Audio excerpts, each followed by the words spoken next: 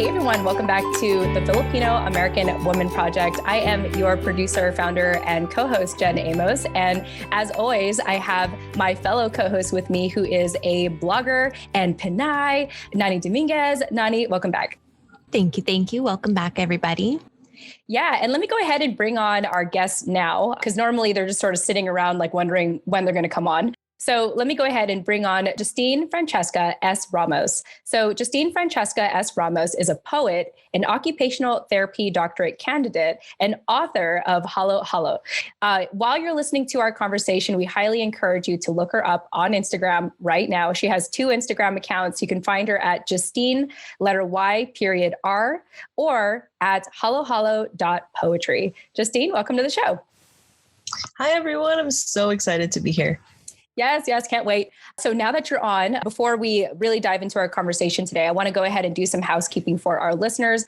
As you all know, Nani and I invest a lot of our time, more so Nani than me, to be quite honest, but Nani spends a lot of time working on our newsletter. And Nani, remind our listeners why they're missing out if they don't subscribe to our newsletter.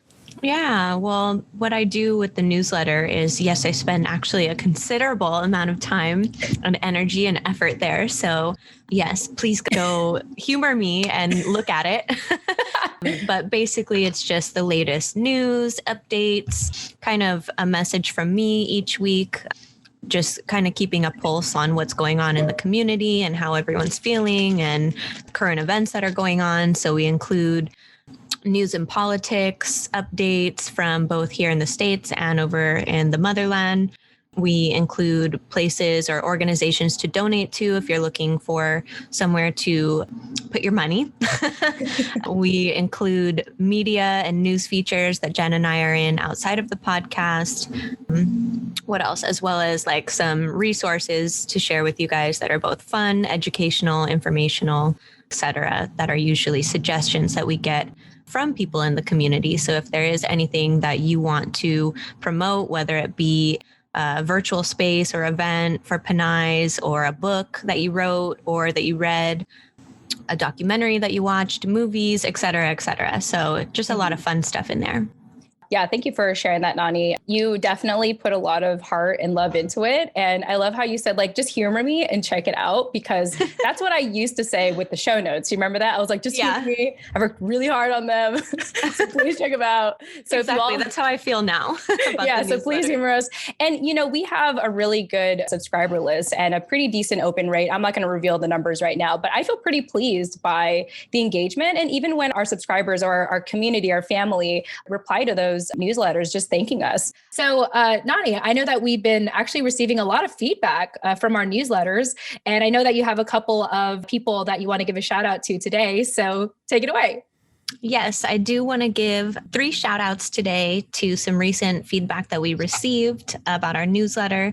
The first one is from Leah J, who sent us an email saying, "Dear Nani and Jen, maraming salamat for this awesome TFAW Project newsletter.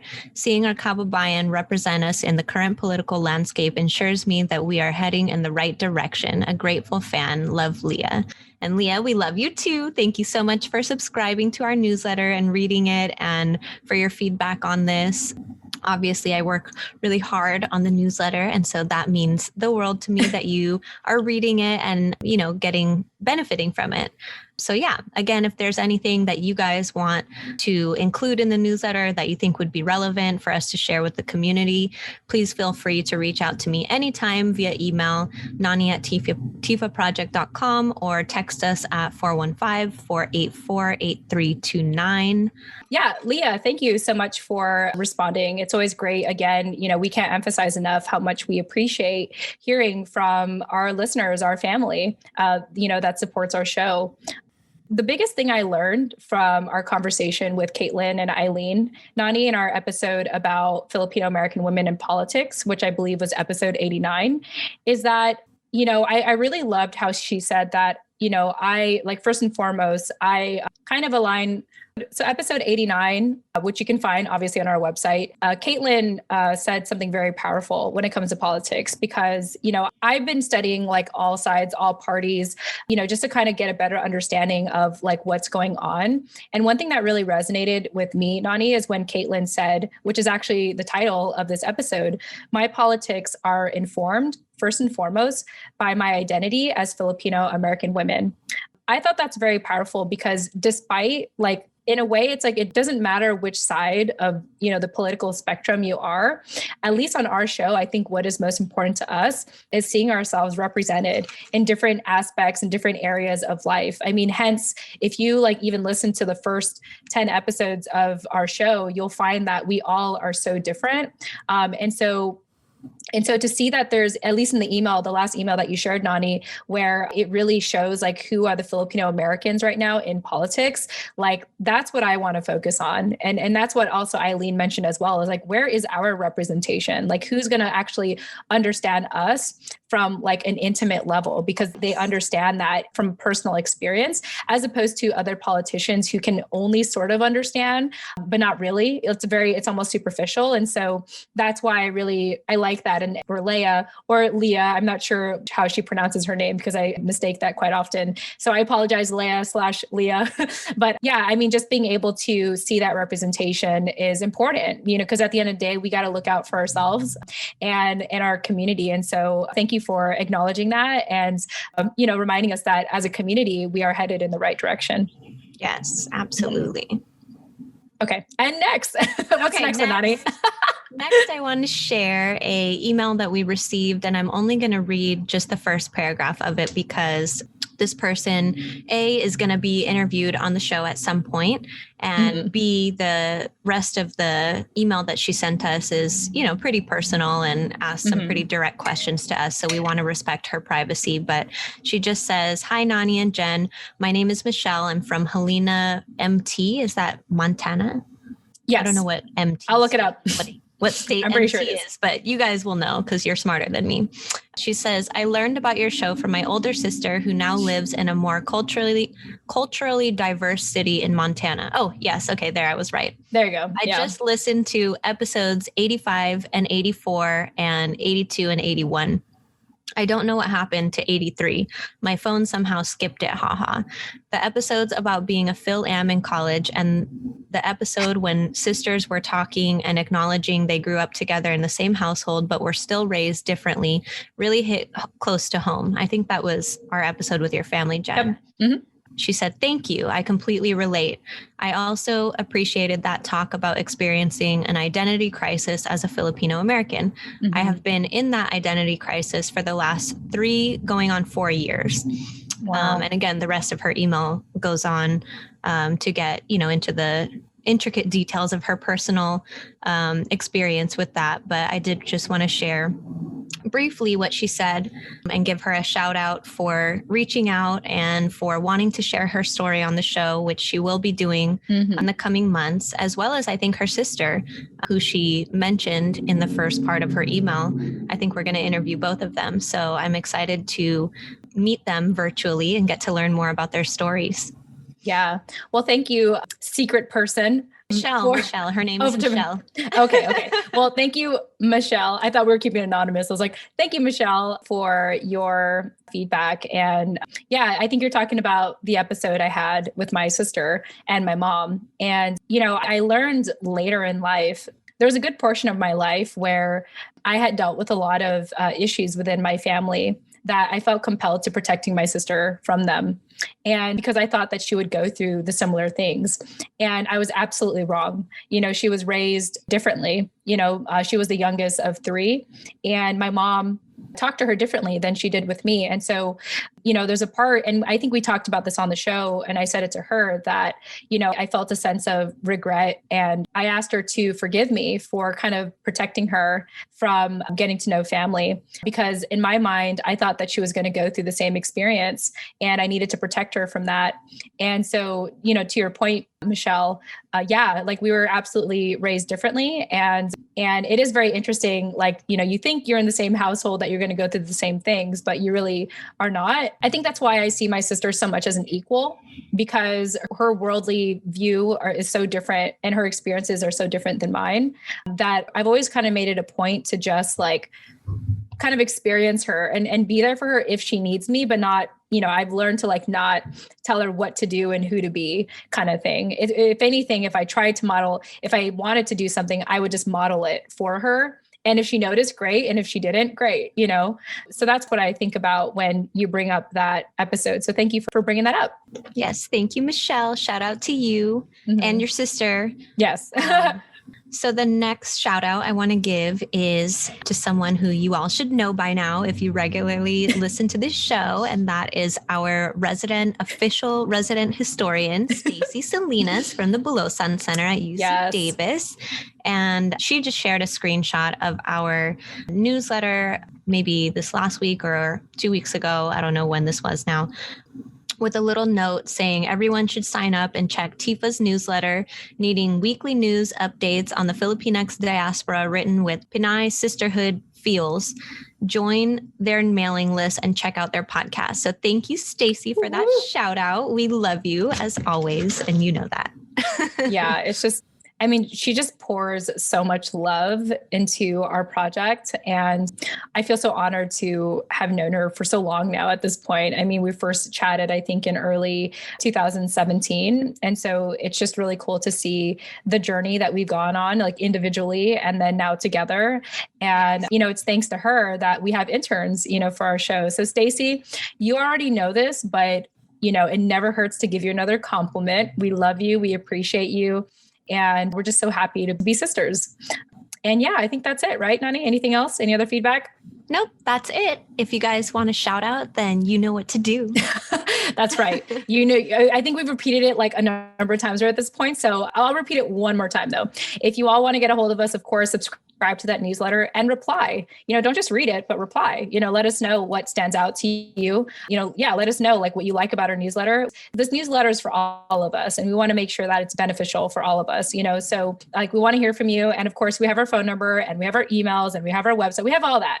And if for whatever reason you still don't know how to get a hold of us, then I don't know. I don't know. I just want to say I love you and thanks for listening. How about that? Just wrap up with that. All right. I think that's it, Nani. The last thing before we really dive into our chat with Justine today is I've been updating our sponsor list, Nani, and I've decided for today's sponsor to talk about what I do for a living, because I realize that I don't talk about it enough. And I just think it's really important for our listeners to know, like, Jen, what do you do outside of podcasting, right? So my husband and I run a company called US Vet Wealth, and we primarily focus on providing what I kind of call alternative financial education and flexible financial solutions for our career military families. Now, I know in our Filipino community, everyone either knows a veteran or knows someone who served or has served. And for me, that was my dad. He served in the 80s and 90s. And of course, a lot of the reason like why I'm American is because of him and my family having joined the military.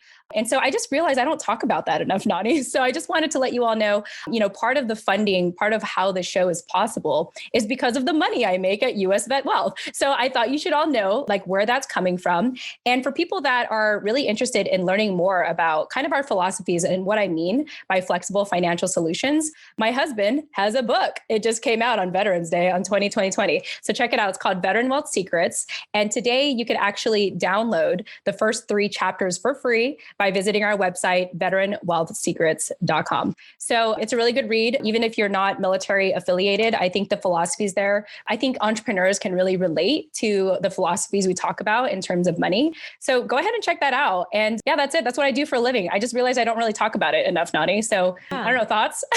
Well, congratulations to you guys. Well, Scott, but I'm sure you also played a huge hand in creating that book and getting it published. So big ups to you guys for that. Yeah, thanks, Nani. Yeah, even though his name's on it, I'm like, I'm like, okay, this is going to sound controversial, but just let me go with it. I'm like Imelda Marcos in the documentary Kingmaker, where I work behind the scenes. Okay. Like, so I actually did all of this work. Yeah. It was good credit. Yeah. Exactly. It's because of me. So just so you know. The reference. I get the reference. I'm his Imelda Marcos, but not in the dictatorial way. And I get a zoo. I get like a whole zoo on an island. I don't do that. That's not me. But yes, Kingmaker right here with US Vet Wealth. All right. Anyway, that's it. That's all I want to talk about for announcements today. Let's go ahead and bring on Justine. So Justine, hello again. Hello. I'm so excited for your book. Oh, thank you. Yeah. It is my book. No, it should have been co-authored.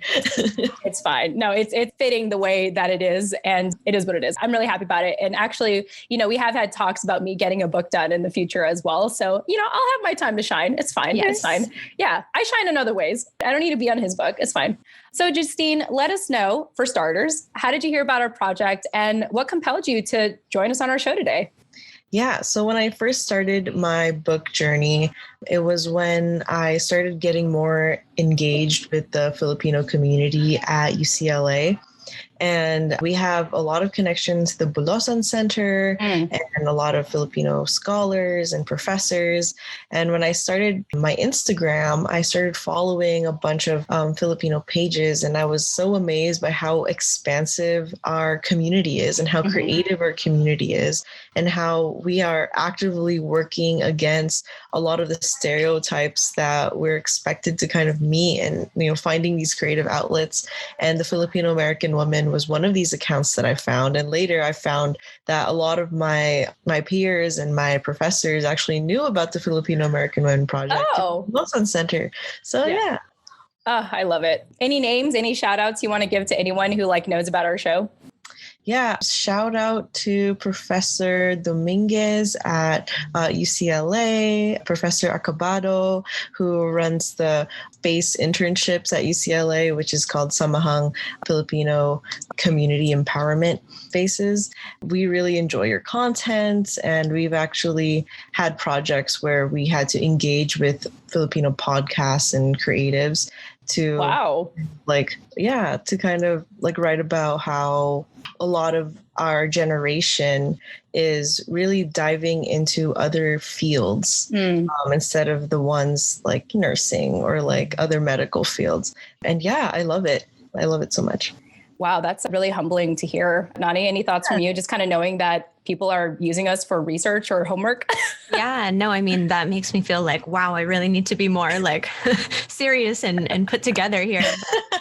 No, that's part of our magic is our looseness, I think. But anyway, no, I think that it's great that you guys can find resources like us through things like social media, and these days, I think Jen and I are pretty turned off by social media right now and just kind of exhausted by it. But that is one thing that I'm really grateful for.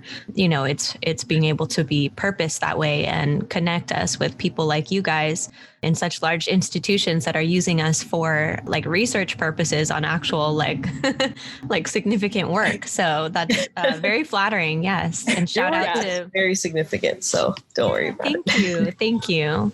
Yeah. I mean, I absolutely appreciate that. And just like what you said, Nani, it's oh man, I should probably not come on these conversations drinking alcohol or, it's I should probably be a little more poised, but you know what? This is part of being a Filipino American woman.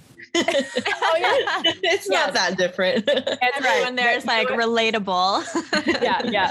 Yeah. So we still fit in because even though we're older millennials, we still drink too. We still party too. Just so y'all know. We can still party. Yes. Yeah. We're not that old yet, but I don't think I will ever feel old, to be honest. I think I'm just going to be a kid young at heart spirited for life. Yes. Yeah. I love that. That's the goal.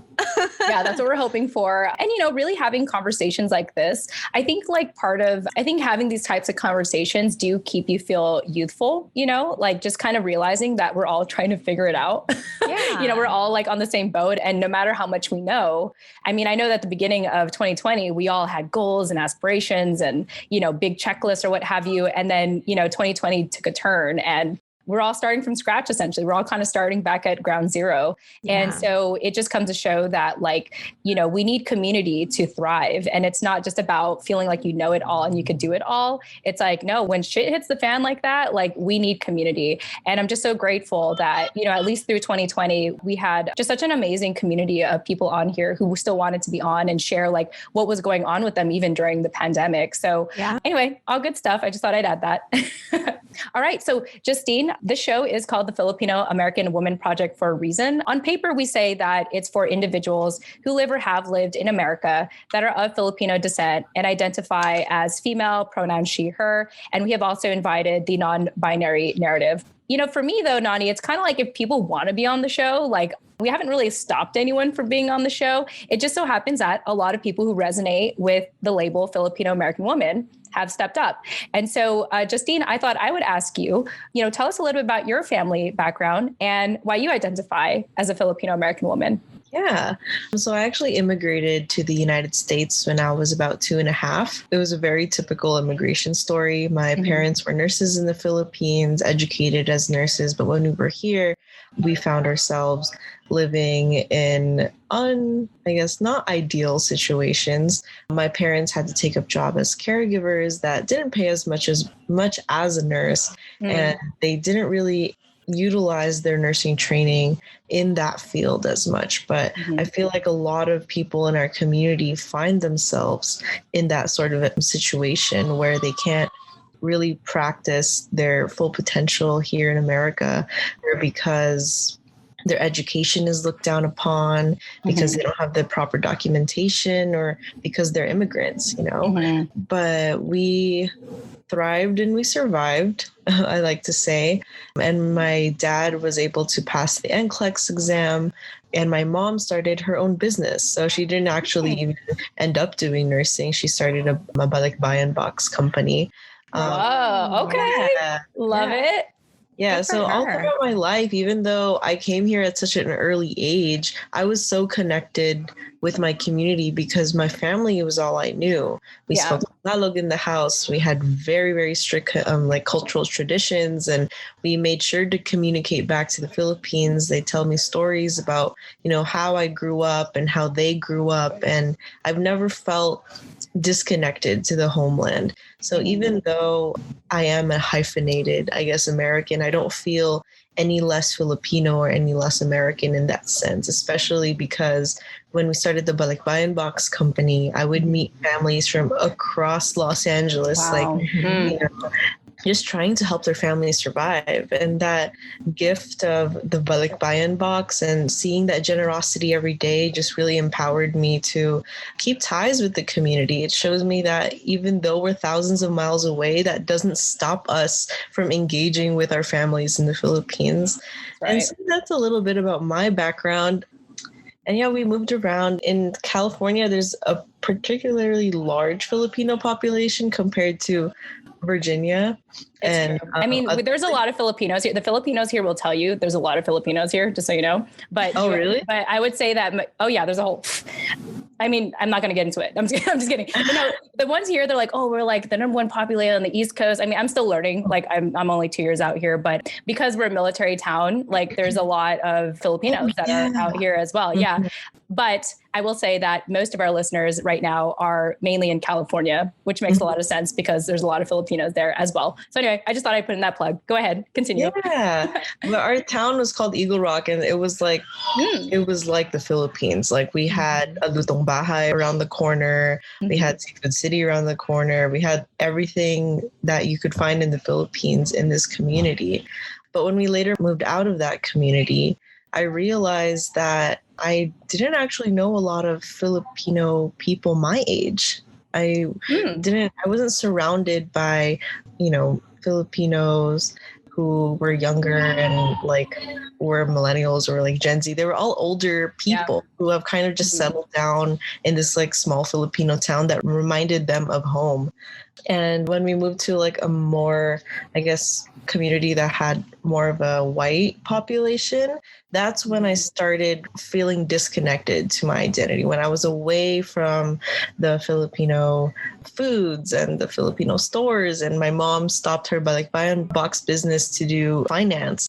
That was when I felt really distant from the community. Even though I went to the Philippines almost every year, I felt like I couldn't be Filipino if I wasn't there in the homeland. And it wasn't until college, in my last year of college, where I started engaging with the Filipino community, where I felt most at home, where I felt, I know, like a child again, back in the like Bayan box store, back in that Eagle Rock community with a bunch of Filipinos.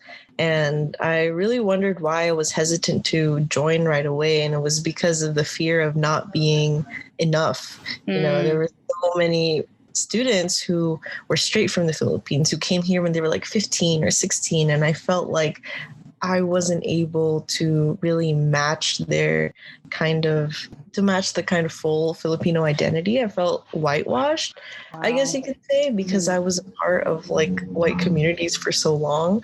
And yeah, that's kind of what inspired my book, is like navigating the Filipino American identity and what that really means from someone who is thousands of miles away from their country, but also not, and is also really engaged with their family and their community, but at the same time, not really.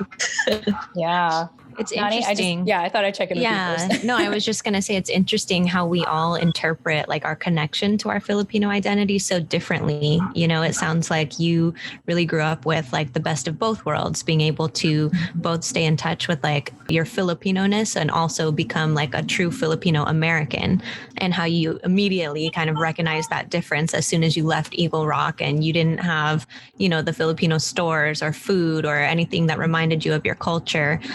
Just kind of at your beck and call. And even though you grew up with that, so it was obviously instilled in you, you know, the fact that you felt like that was taken away from you is just so interesting to me, because in my view, you know, that will always be a part of you and it shaped who you are essentially. So there's no one, no matter where you go, that can take that away. So yeah, it is just interesting to me to hear people's interpretations, and I would be curious to know like what the people around you would say and if they would interpret it the same way, because yeah, it doesn't seem like that at all to me. It seems like you're very like in touch and in tune with yourself, and you know, confidently who you are and where you come from. Again, no matter where you are or where you end up in this side of the world. I think a huge part of it was the lack of representation I saw in school or in the media or anything, really.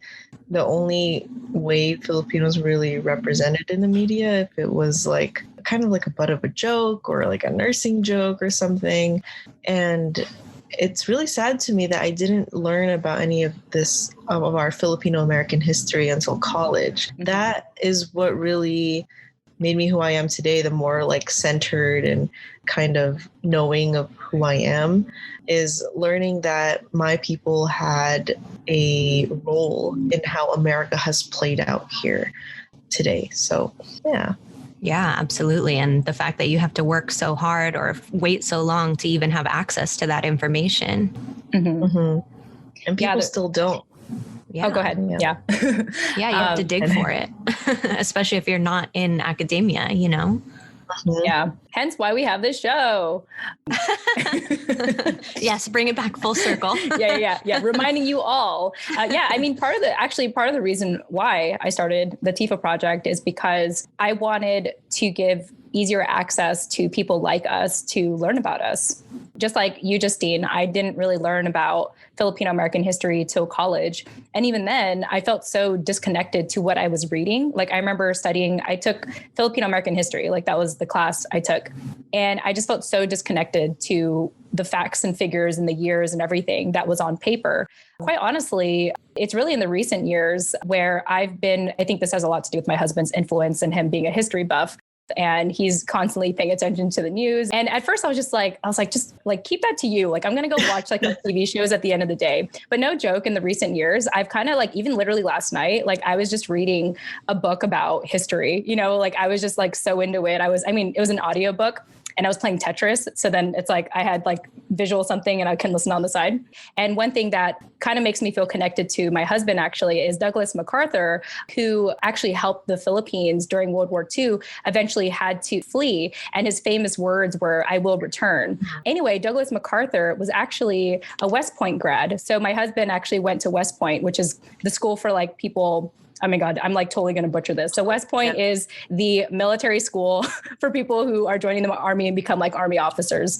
And so it's been really interesting to now like understand American history and see how I fit into it. But it took me later in life to really feel that connection, And so I say all that, reeling it back in, finally coming in full circle here.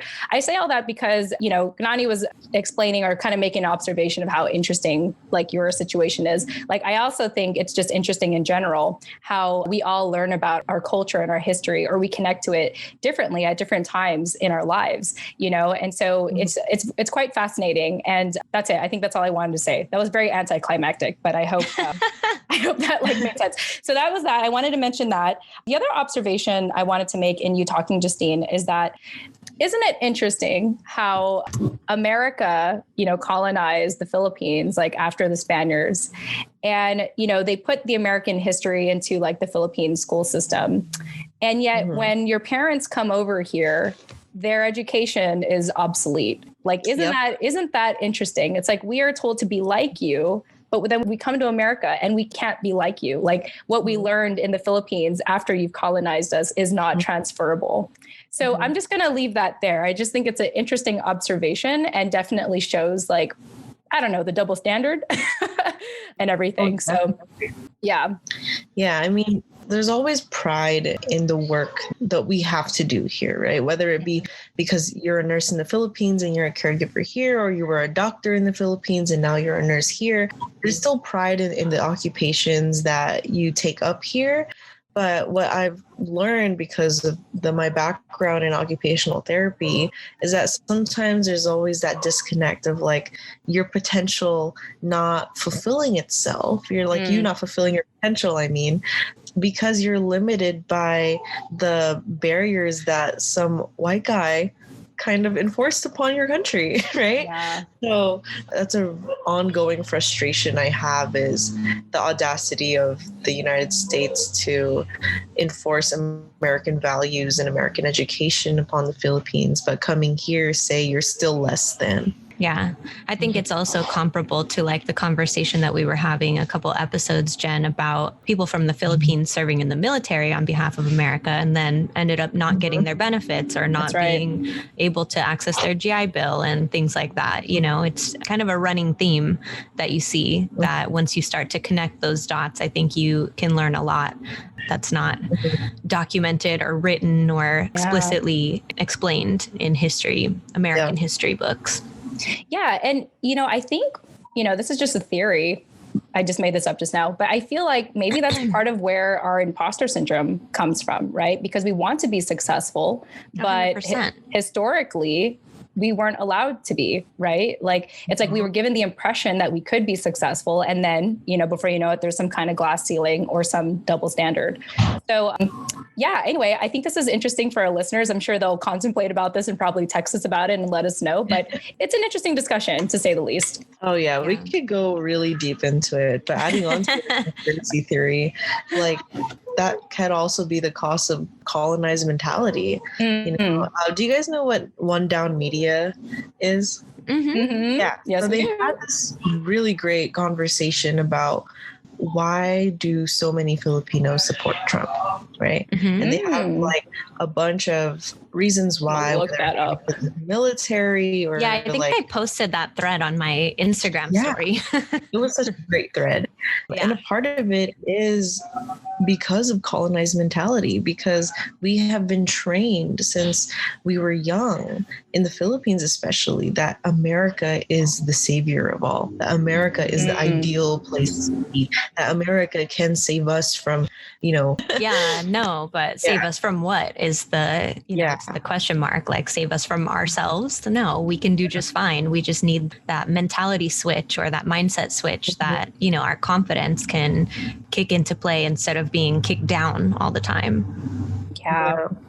Wow. Yeah, we could definitely go down a rabbit hole with this conversation. Yeah. But for now, we're going to pause right there and switch gears. I don't know. Is there anything else you guys want to add? I feel like I have to think about this like after the fact. But I think this is a good to take in. Yeah, I think this is a really cool thing to discuss. And I'm so glad we somehow ended up here. This is why I love the style of our show, is like, oh, let's just go down this rabbit hole and see what we find down there. But Justine, thank you so much for telling us a little bit about your family background. And, one more thing I wanted to mention is that I find it so fascinating. I've always thought that if you were born in the Philippines and you come here, you fully embrace being Filipino. But it constantly blows my mind when I do hear people who were born in the Philippines and they come here and they feel like they're not Filipino enough. It's like, man, does anyone feel Filipino enough? Like you can be born there and you're still not Filipino enough. Like it's just, it's a fascinating thing to observe and to unpack. But I appreciate you, again, sharing your background, because it just kind of brings up this common theme of like, are we enough of anything? It's this ongoing conversation, but we're here to say we are. So there you go. Yes. Mm-hmm. Yeah, what our country has suffered from really is this loss of identity because of years of colonization. Yeah. There was like this common phenomenon where a lot of Filipinos would not really identify themselves as Filipino, but they'd be like, oh, well, like I'm part Japanese and Chinese and I'm a little bit of Spanish, but not fully calling themselves Filipino. And again, that ties back to our history and our like years of colonization that has really affected how we think about ourselves. Yeah, that's all I want to say. Jumping out of the rabbit hole. Yeah. Mm-hmm. Yeah, no, 100%. I feel everything you're saying. I just wrote a whole blog post about this. So, which you can all check at notesbynani.com. Thank you. Yeah, you're welcome. I will help with the shameless plugs. All right, everyone. Well, let's go ahead and shift gears, Justine, and talk about life today. In these interesting, crazy fill in the blank times, what keeps you busy or excited about life nowadays? So my book has been a huge part of me, like climbing out of 2020 and kind of grounding myself and learning more about my community and my history, even out of academia. It wasn't really until my last quarter at UCLA where I started learning more about cultural connections and historical events that have happened right here in Los Angeles, and how Filipinos played a huge role in the labor movement, and how Filipinos played so many roles in the wars that America has fought, yet we haven't been compensated for anything. So learning more about that, and along with our ancestors in the Philippines and kind of like the indigenous roots of Filipinos in general, is what has been really keeping me busy. Just there's so much to uncover. It's kind of like an onion peel. At first, like the first layer is like, okay, Filipino American history, and the second layer is like, well, we're Filipinos before they were American. Like, who were the first Filipinos in the United States? And then it becomes, who were the first Filipinos in the Philippines? And it's like this huge rabbit hole that's really influenced the content of my book. And so my book has been really keeping me busy. I was writing like maybe 4 to 5 poems a day, and throughout the week maybe like 50 to 60, and I would flesh them out with my editor to see which were the ones that were going in my book. But I had like a 7-8 month period where I would just write poetry as soon as I got home from work. Yeah. Wow, that's beautiful. So the poem, your book is basically a culmination of poems that are influenced by all these things that you were learning by peeling back the onion layers. I'm just trying to get an understanding. Okay, great. Wow, so, very cool. My book is called Halo Halo. Oh my God, I forgot the little tagline at the end. A mix of. Let me see if I can look it up. Here we go. Yeah. It's probably in your notes. identity, revelation, and revolution. And each of those are chapters. And I start with history and I get down to the book. I peel all the onion layers of history, culture, the revolutions that have happened in the Philippines and the revolutions that have happened here. And the last chapter is identity, because the culmination of history, culture, revelation, and revolution is who we are as Filipino Americans and Filipino people. So yeah, that's been really keeping me busy. I found out a lot about my own ancestry and like the people I was related to in the Philippines that took part in the revolution. So that was really empowering. And yeah, this 2020 has been rough politically, like with the virus and like Trump being in office and all of that. But it's also been like a time of self-reflection for myself and understanding who I am finally after 22 years. And well, hey, I'm 33. I'm still figuring it out. So you're good. Like, it's a never-ending journey. Yes. I'm sure there's more to come. You're doing all right, Justine. I didn't write a book when I was 22. That's for sure. Yeah. No, that's awesome. I want to read this book. Are the poems written from the perspective of like the people that you were reading about, or are they written more from like your perspective? Based Definitely on your from my perspective. I try incorporating kind of perspectives from people in the Philippines looking at America. I have a lot of poems where I actually personify the US as a country and the Philippines as a country and have them like exchange conversations with each other and imagining what they would say to each other and how that would play out. So I love how imaginative that is. Like, what a cool idea. I'm just wondering, have you showed this book to like your parents or anyone in your family that kind of influenced your want to even explore this? Yeah, I've definitely showed some poems to my mom and my dad, and they're incredibly proud of me. And they are still finding it difficult to understand why there's this disconnect within like the younger generations that have been here to the Philippines, because they grew up in the Philippines and that's all they know. But of course, they struggled with kind of settling down here and kind of experiencing oppression and discrimination.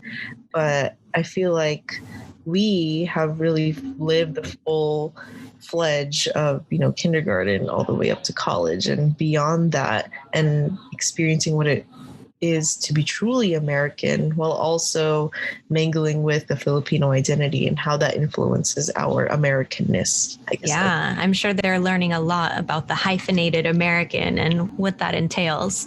Yeah, I mean, it's crazy to me how they don't even know about a lot of Filipino history. And I learned that it was because Filipino history was actually extracted out of schools for so long and replaced with American history.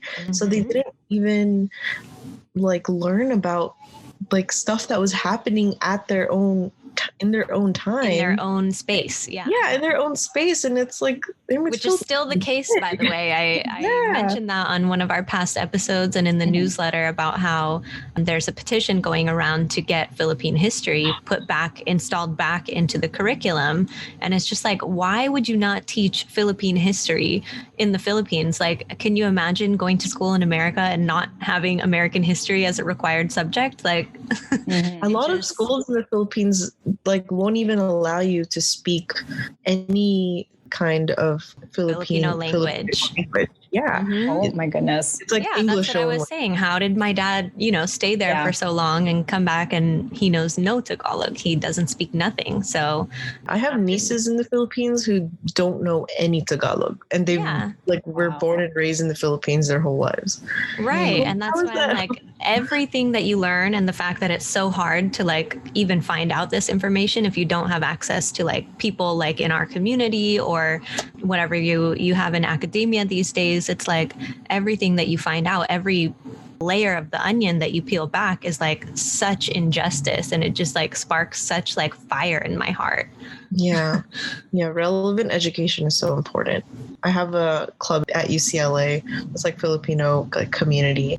And they were talking about how in the Philippines, when kids learn their ABCs, they learn that A is for apple, even though apples don't naturally grow in the Philippines. And they were like, A should be for ampalaya or like something else. Like what is an apple? Yeah. Wow. Yeah. See, just little things like that just add to my disgust, and it just makes it feel so impossible. Like, how do you even at this stage try to reverse that? How do you try to reverse that erasure of culture and identity that has been just going on for so many excuse my French, sorry, so many freaking centuries? It's just ridiculous. Yeah. The miseducation of the Filipino, it's real. It's a sad reality. Yeah. Because of platforms like this and, the work of like your blogs or like poetry or any form of like outlet, we're trying to educate our community now and change that kind of cycle that's been going on for centuries. One Down is like a great example of that. I love their content. They're so good. I want to take this moment in time to celebrate how we've been kind of able to look behind the curtain and really see what's happened to us and our country.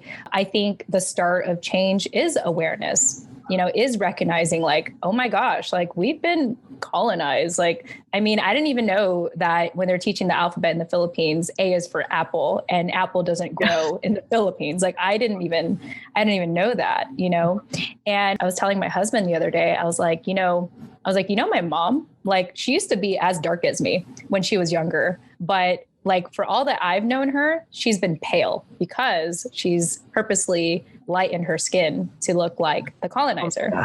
She has all the papaya soap. Like every time she visits the Philippines, even though it hasn't been lately because of everything, but like every time she visits the Philippines, she would always have like an extra space in her suitcase to like stuff all the papaya soap. Like and with the iPhone. Oh my God. Yeah. And then in the bathroom, like, if I visit her, which I can't right now because it's pandemic and she's all the way in the West Coast, but if I were to like ask for soap, she would give me, a papaya soap, or she'd give me like some kind of whitening soap of some sort. And so it's just really interesting to observe and to unpack. And I'm happy that we're here. You know what I mean? Like, I'm happy that we've made it in this time to see it for what it is and be the change that we want to see. And part of it is bringing it to light and talking about it. And for me, it's like in the recent years, or especially in the recent weeks with, just how politics has been and everything in America, it's like I've been studying, like I've been reading books. I've been trying to understand different perspectives, ultimately, because at the end of the day, like I want to know how to show up in this world. It's like, what does all of this mean? Like, first of all, what does it mean? And what does it mean for me? And, in all that I learn, I love sharing it on here because like, hey, this is what I've learned. And, Nani has mentioned this a number of times, but what we love about our show is that collectively we're learning together and we're helping each other out by, having people like you be able to publish a book called Halo Halo, just really contributing to our overall community and saying, hey, like, this is how we can learn together, grow together. We can have these deep discussions together. And I'm here for it. I love it. Yeah. So. Yeah, I explore a lot of community conditions in my book, and I actually have a poem called Glutatayon. I have a range of poems about skin whitening and like celebrating Eurocentric features and kind of demonizing more traditional Filipino features and where that all kind of is rooted in. So I'm excited for people to read that. That's how I've kind of tried to untangle all of the, I guess, community conditions that have been ingrained in me since I was younger. And for a while I was like angry at that. I was like, why was this okay? Why was it okay for me to walk into a seafood city and look at aisles of whitening soaps and like... That is quite bizarre if you think about it. Yeah. Yeah. Like I grew up with aunts coming over my house, and my dad's a nurse, and they'd bring like butterfly needles and their glutathione like serums, and they'd have my dad injected into them, and I would see that, and I was Oh like, my God. Oh my why would I gosh. think that was normal? Like that That's is not aggressive. normal at all.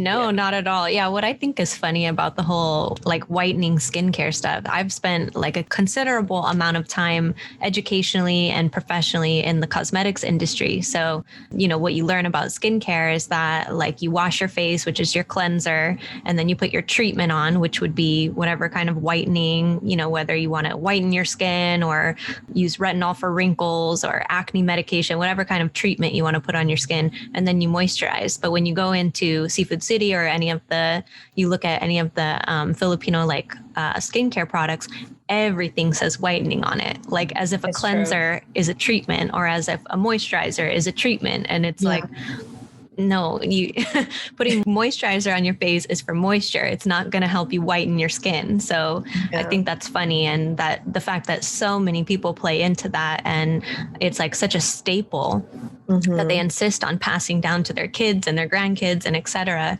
is crazy to me. Yeah. And it perpetrates in like these celebration of Eurocentric beauty standards, Right. colorism too. But yeah, through my own research, I found that the standard of beauty really started with Maria Clara in Jose's book. We know her so well. Yeah.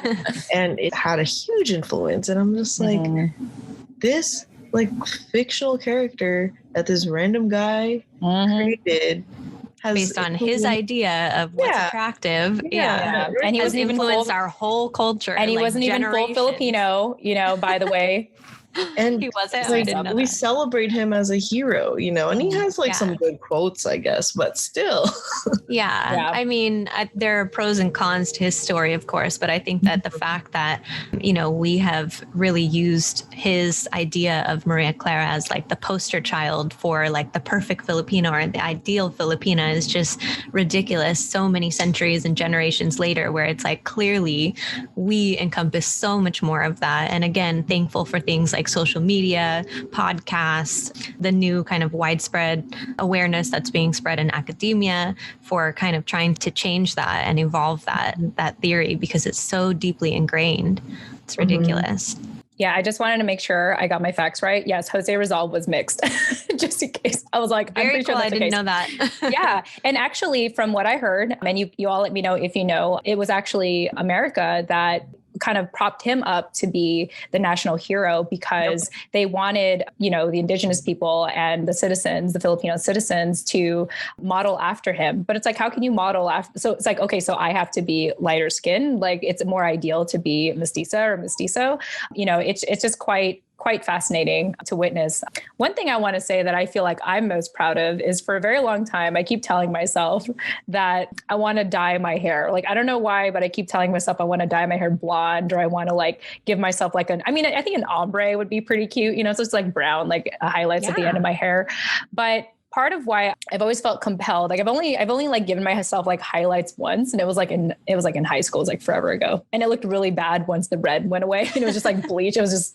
But one thing that I feel very adamant about is keeping my hair black, because I feel like I've run into a lot of just Filipino women who have like dyed their hair, like because they felt like the color of their hair wasn't pretty enough. They want, like you said, they want to be more Eurocentric in a sense. And so obviously I'm not knocking anyone that like does that, obviously, because I still think that once I have gray hair, I'll consider dyeing my hair like my mom did. But, a personal pride point for me is like every time I want to reconstruct my hair, it's like, I'm just going to shave my head, like just because like have my side cut because like that's me. But like, I like keeping it black. And although she's not Filipino, someone that I really admire is Ali Wong, who, just had solid black hair in mainstream media. I just like, thank you for normalizing this color of hair, because it's beautiful. It's a beautiful color. Yeah, It's I funny just want to how- say, Oh, go no, on. sorry, I just wanted to comment on Ali Wong for a second because I absolutely love her too. And I was just watching her Always Be My Maybe movie Yeah. on Netflix Love the that. other day for like the 6th time. I love I that just movie. want to say all of her hairstyles in that movie are like so impressive. I just love them. Yeah. She is like the hair queen to me. Yeah. It's like she just has a way to rock her black solid hair. And I absolutely and love it looks that. beautiful. But go Yeah. on, Justine. Yeah. Oh yeah, I think on Always Be My Maybe. I love that film. I could like extract it to its very core, like how Yes. it's subtle, but like it really defies a lot of the stereotypes that people put Asians in. Like Mhm. it's a great movie, way It's better so than good. Crazy Rich Asians, in my opinion. Oh yeah. Completely different. Yeah. Yeah. Yeah. Yeah. But it's funny you bring up hair because one thing I'm proud of is not straightening my hair anymore. Mhm. I think curly hair or like wavy hair. I have naturally like wavy hair, and I had Yeah, really me straight too. hair as a kid. Yeah, and it became curly and wavy as I grew up, Mhm. and my family always hated it. They were like, "Oh my god, your hair is so like frizzled, and like why Ugh, does it yeah. look like that? Like it Yeah. has to be like stick straight and." That's how it's supposed to be. That's how beauty is supposed to be, right? And I never realized like where that is rooted from, but after like much contemplation with my own poetry and like doing research on indigenous communities in the Philippines, it's like it's because like people have been trained in the Philippines to kind of be disgusted by indigenous people who have naturally curly hair. Oh. Yeah, so something Well, damn, I didn't know that. yeah, it's rooted really deep, but it's not a surprise where you have like even conditioners are like colonized. Like I have my conditioner for the longest time was the cream silk super straight Mhm. and it made like your hair straighter. It never worked for me, but Yeah, that's all just advertising. yeah, right. But yeah, that's something I'm proud of is like being Yeah. proud of my curly hair. And every time my family's like, "Oh, you should get a rebond," I'm like, "No, I like my hair." Yeah, I love that. Nani, I thought I'd ask you since, I shared what I'm proud of or what I've maintained, and I know Justine has. Anything that you're proud of maintaining for yourself as a Pinay? Oh, God, no. To be completely transparent, I dye my hair darker because it's actually, I've been dyeing my hair for so long and I've dyed it all kinds of colors. I've dyed it blonde, I've dyed it pink, I've dyed it all the shades of brown, I've dyed it black. I just like to be creative with my cosmetics. But now I intentionally dye it darker because I don't want to look more Eurocentric. Wow. I specifically try not to. So, I think I've talked maybe on the podcast, maybe not on the podcast to you, Jen, before, or maybe in an email thread, wherever it was, about my history with like tanning my skin and feeling like that was like a necessity for me because I could just not bear being this pale. And now in my adult, more mature life, I'm trying to embrace it and learn how to live with it. But I have definitely had kind of the opposite struggles of like not feeling like I fit into the Filipino American community because of how white I look, because of my mixed heritage. And I've actually gone as far as to perm my hair to make it curly.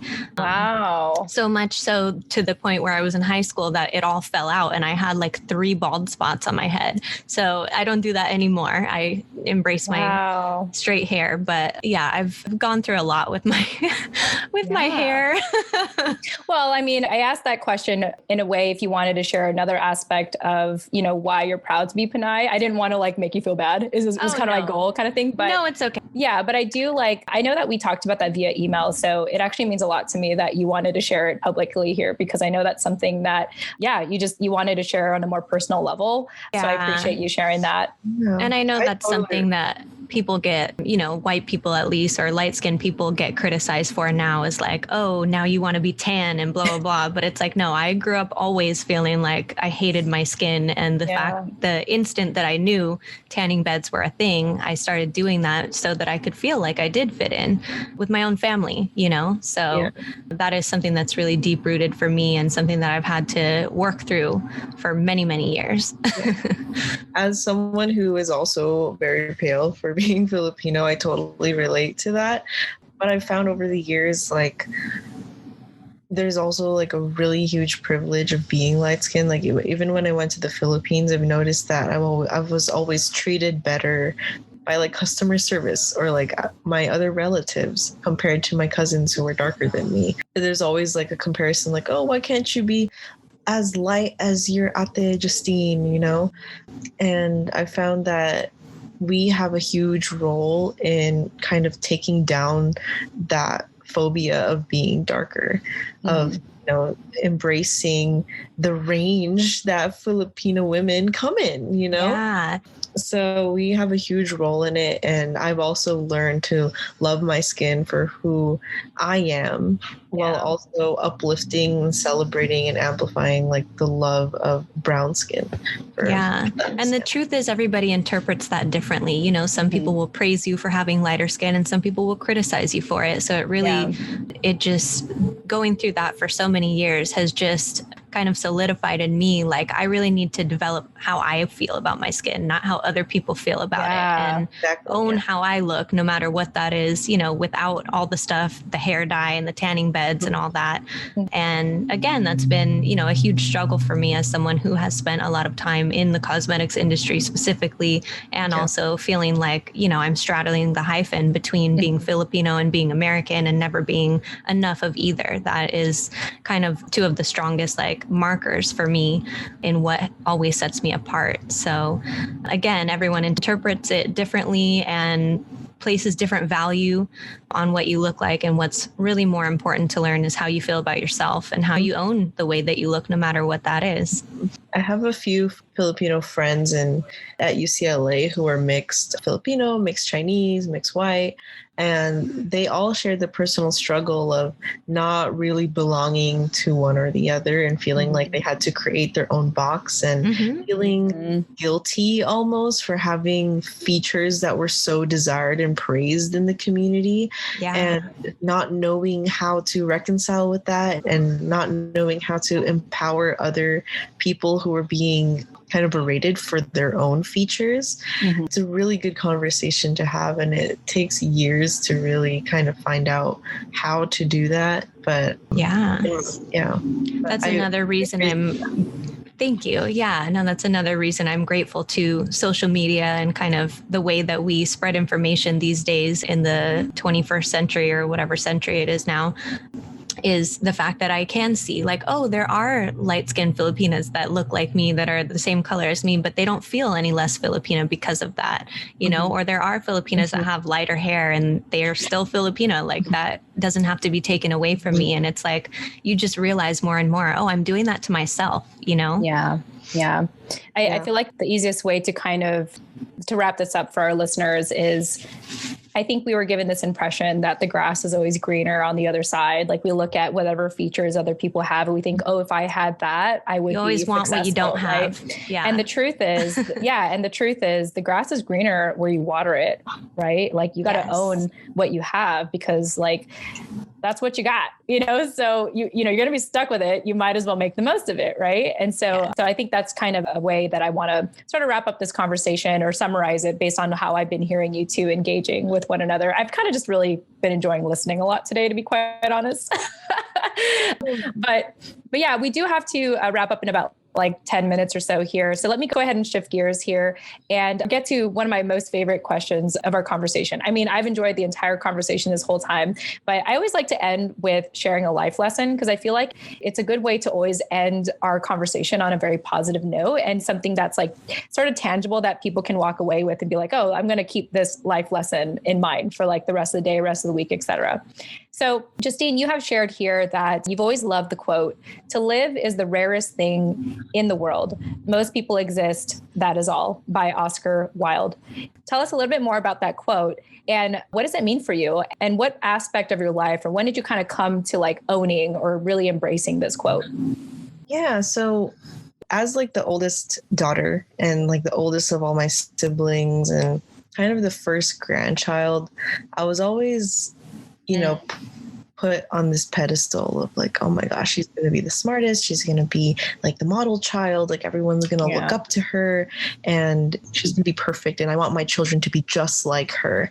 So for a while, I developed this kind of people pleasing kind of mentality where I always did things and accomplished things for the happiness and benefit of others, whether it be my grandparents or my parents or my uncles and aunts in the Philippines or whoever. I've always felt like I had to impress them, like be enough to kind of influence their children and be an inspiration or whatever. And because of that, I never really took risk. I never really did the things that I truly enjoyed. I never voiced my opinion or talked back, or just because I was so scared that I would destroy other people's expectations of me, you know. And I realized that I wasn't living a life for myself. I was living a life for other people. And I wasn't pursuing anything that I loved. It's like when your parents or your aunts or something like tell you like, oh, what do you want to be when you grow up? My mind already went to, well, I want to be a doctor, nurse, or a lawyer. I never really wanted to be any of those things, but that's what my mind automatically went to, because I knew I would get a great reaction out of it. And like now when people ask me that, I'm like, oh, I'm a poet. You know, I don't want to be a doctor or a lawyer. I'm a poet. And people's reactions are not as nice, but it feels good to me because that's who I am. So my biggest advice, I guess, is to begin living for yourself instead of existing for others. Express your opinions, stand your ground, like really dive deep into what you believe in. Express your opinions, stand your ground, like speak out loud, start difficult conversations with your family members, even though they may attack you back. Present the facts, know that your emotional responses are valid, and don't be afraid to fail and fail and fail again, because that's to your own benefit, and you don't exist for other people's happiness. You exist for your own happiness. And that's why I really love that quote, and I hope to live by it for the rest of my life, because now I know who I am and I've never felt happier. Yeah. I love that. I think that's just the constant internal struggle that we go through being Filipino and American. Is in general, being Filipino is about having that collectivist mindset. It's about saying like, what do we want, or what are we going to do together? What's best for us? Where in America, we're taught to be very individualistic, chase our dreams, do what we really want to do, you know? And so learning to cross that bridge and also still like honor and love your family is hard, because the way that I see it is that, and this took a long time for me, because, you know, I'm not very close to a lot of my, like, I know I have a big family, but I'm not very close to them because I set healthy boundaries, but it was at the expense of being around my family. But in that transition for myself, looking back at it all, I realized that part of why it was so hard, I think, to set those boundaries and to try not to please them is because they were kind of my sense of survival and security, right? And so if you take that, I think almost like trying to put yourself first is almost like facing death in a sense. It's like you're kind of giving up like your kind of like that fuel that keeps you alive, which is like your family, your sense of security. So, you know, it's hard. It's a real struggle to find that balance and be like, I'm going to do this for me. And you will see in the long run that it's going to benefit you too. You have to believe that, you know, like you need to believe that. And if you don't get it now, like, I'm sorry, I love you. I hope this makes sense one day, you know? And I just say this because I have like one of my cousins that hasn't spoken to me in like a decade. So is like messaging me on social media right now. Who doesn't listen to this show, right? We'll find out. I'm not going to identify the gender, so I'm going to keep it very vague. But this relative I haven't spoken to in a very long time. And all of a sudden they're communicating with me on social media as if we've been best friends. And I'm like, what is going on here? Like, I feel very conflicted. I've decided, I was telling Scott this, I was like, I'm going to give this person my number. We're going to get on a call. And the first thing I'm going to ask is, what are you doing? Like, what are you doing? We haven't spoken a decade and you're acting like, you know, we've been like best friends forever, you know? Anyway, that's just on my mind right now. But yeah, I think reeling it back in, I think that's probably the fear, right? Of like, it's almost like a life and death situation to put yourself first, right? Because we've never been taught that. And, you know, with everything in our history has shown us that even if you do try to pursue things for yourself, you're only going to get so far. But I do love just your word of wisdom, and everything we've been talking about at this point is being aware that we can change, we can make a difference. And it does start with putting ourselves first. And in putting ourselves first, it doesn't just benefit us, but it will benefit our loved ones. I think the problem with trying to be a role model for your family is that you almost like you model to them that they have to be perfect. And so they think they have to be perfect. Yeah. And that's not good for anyone, right? No. Like I remember like in high school, actually, when I finished high school and I was in college already, my sister followed me into high school. So she's 5 years younger than me. And I remember the first week she was crying, like it was already her first week in high school, I think first week or two in high school. And I was like, what's going on? And she's all like, because, I knew all the coaches there, like people already knew me there by the time I left. Right. And so she was all like, well, I can't fill in your shoes. Like I can't do what you did in high school. And I was like, Josephine, like y'all already heard about her in a previous interview. So I can say these things. And she listens to the show. I love you, sister. But yeah, when she said that, I was like, I never wanted to give off that impression that you had to be like me, like I was just trying to be the best version of me. I didn't say that at the time, but I'm kind of summarizing what I meant in that time.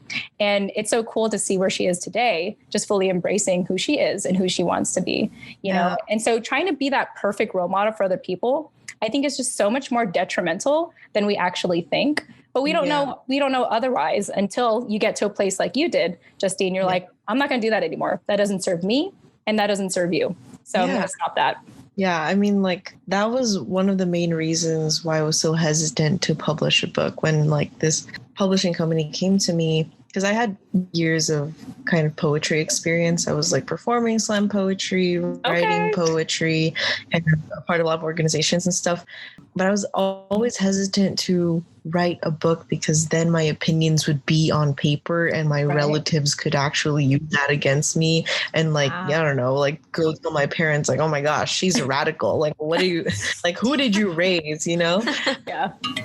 But to a certain point, I was like, this is who I am. This is what I believe. And you're just going to have to deal with it, And now I feel just so free and unafraid of anything. And a part of it is understanding that, yes, our culture has this kind of sense of respect to the elders, right? Mm-hmm. But there's also a need for communication and understanding on both sides, which is something I've learned through the political havoc of 2020, and the difficult conversations I've engaged in with my relatives.